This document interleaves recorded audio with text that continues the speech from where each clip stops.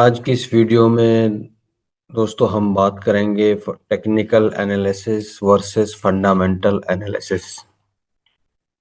इसका मतलब ये है कि दोनों के अंदर टेक्निकल एनालिसिस और फंडामेंटल एनालिसिस में दोनों में फ़र्क क्या है।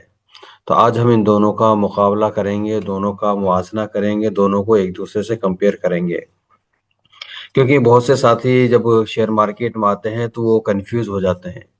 उनको ये सवाल रहता है कि वो कभी टेक्निकल की तरफ भागते हैं, कभी फंडामेंटल एनालिसिस की तरफ भागते हैं।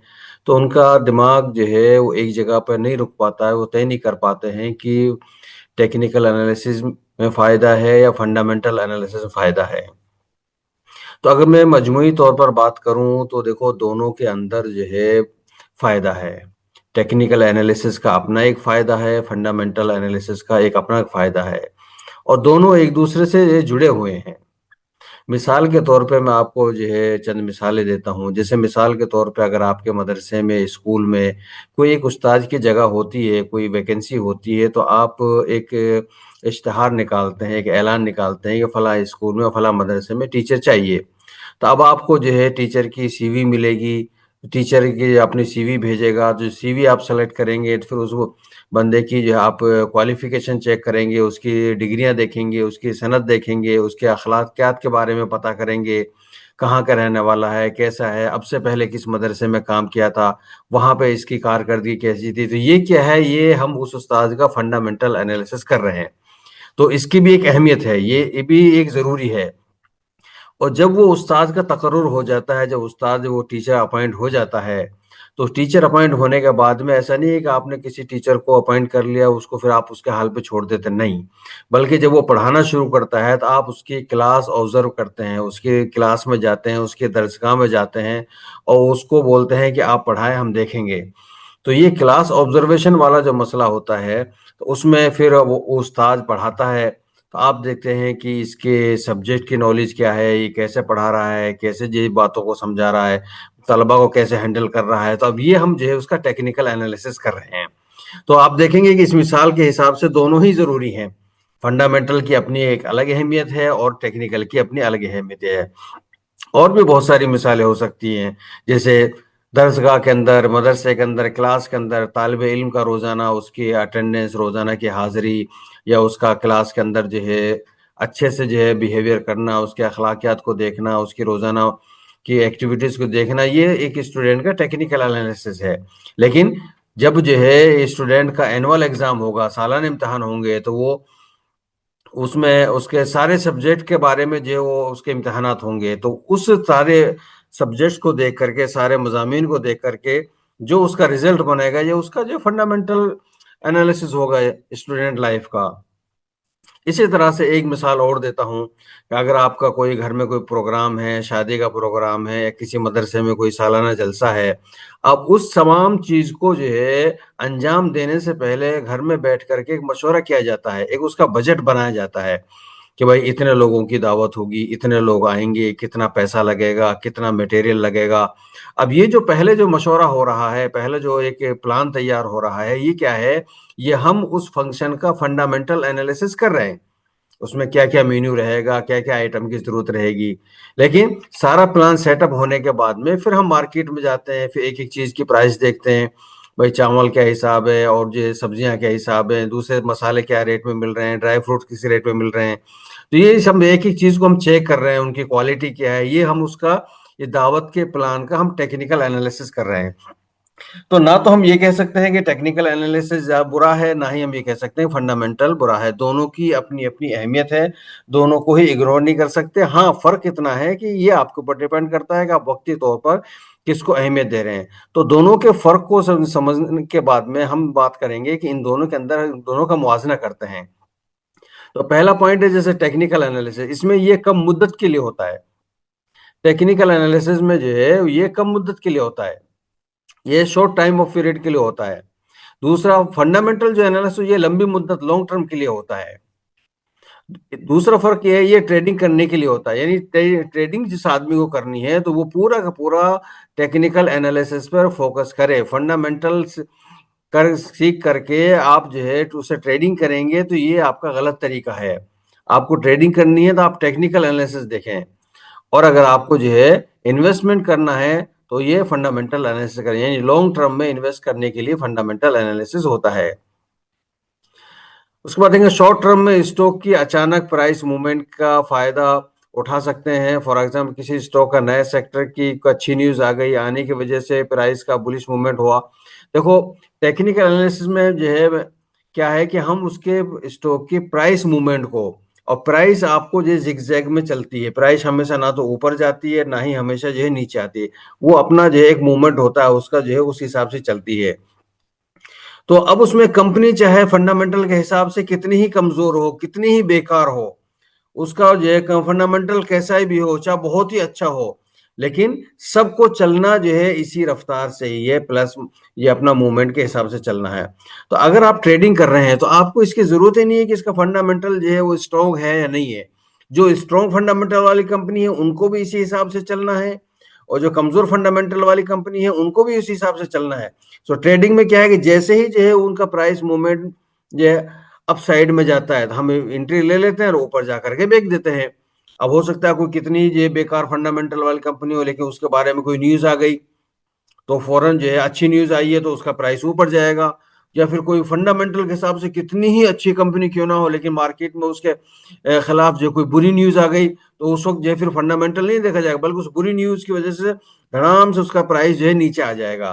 तो यानी कि ट्रेडिंग के अंदर जो है वो सिर्फ प्राइस मूवमेंट की अहमियत होती है, अब उसका फंडामेंटल कैसा है इसकी कोई वैल्यू नहीं होती। इसलिए जो ट्रेडिंग करना चाहते हैं वो फंडामेंटल के चक्कर में जो है अपना टाइम ज्यादा ना दे करके वो ज्यादा टाइम दे टेक्निकल एनालिसिस पे। और फंडामेंटल में क्या होता है कि इसमें वक्ती प्राइस मूवमेंट का फायदा उठाना मुमकिन नहीं होता, यानी फंडामेंटल में आज आपने इन्वेस्टमेंट कर दिया फिर आप भूल जाओ उसको। अब उस जब तक आपका सब्र रहेगा, साल 2 साल 4 साल का, तब तक प्राइस कितनी मर्तबा ऊपर गया कितनी मर्तबा नीचे गया, जो वक्ती जो मूवमेंट होता है आपको उसको देखने की जरूरत नहीं है। आप तो ये देख रहे हो कि आज कंपनी का जो है बिजनेस इतने करोड़ का है और आप मुझे 5 साल वेट करना है, 5 साल के इंतजार के बाद में जो है वो डबल तिबल हो गया, तो उस हिसाब से आज उसका स्टॉक की प्राइस अगर 100 है, आने वाले 5 साल के बाद में उसकी प्राइस जो है 1000 पर पहुंच गई।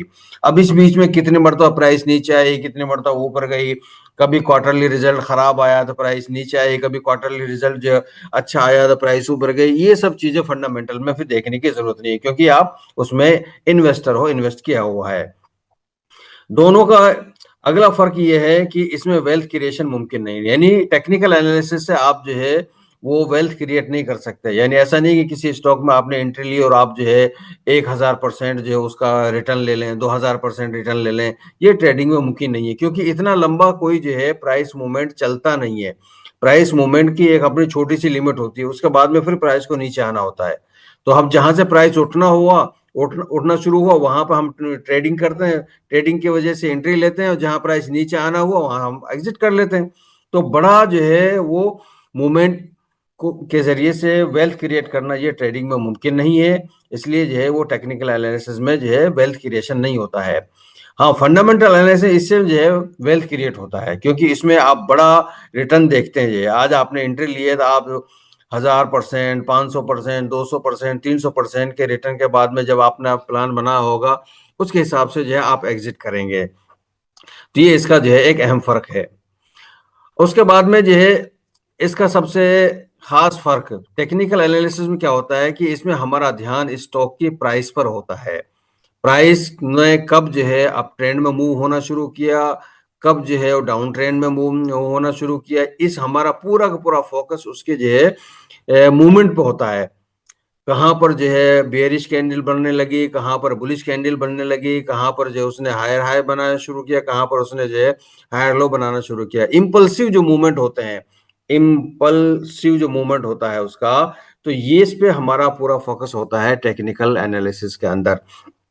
लेकिन फंडामेंटल एनालिसिस के अंदर इसमें हम कंपनी का मुस्तकबिल देखते हैं, जैसे कि आने वाले दिनों में ईवी का रिवाज ज्यादा होगा तो ईवी वाली कंपनी या ईवी में लगने वाली बैटरी या कोई अहम पार्ट बनाने वाली कंपनी मुस्तकबिल में बड़ा कारोबार करेगी और नफा कमाएगी, तो इस बुनियाद पर हम किसी स्टॉक में इन्वेस्ट कर देते हैं और अपने टारगेट के हिसाब से उस पर सब्र करते हैं। उसे रोज रोज देखने की जरूरत नहीं होती। यानी हम उसका जो है कंपनी का फ्यूचर देख रहे हैं, हम आगे का देख रहे हैं। हमने ये नहीं देखा कि जो कल क्या करेगी, परसों क्या करेगी, इस क्वार्टर में क्या करेगी, नहीं, बल्कि हम 5 साल के बाद में ये कंपनी जो है कहाँ पर होगी, 10 साल के बाद में कंपनी कहाँ होगी, लोगों के अंदर उसकी जरूरत क्या है। क्योंकि वक्तन फवक्तन लोगों की लाइफ स्टाइल में बहुत सारी चीजें आती हैं।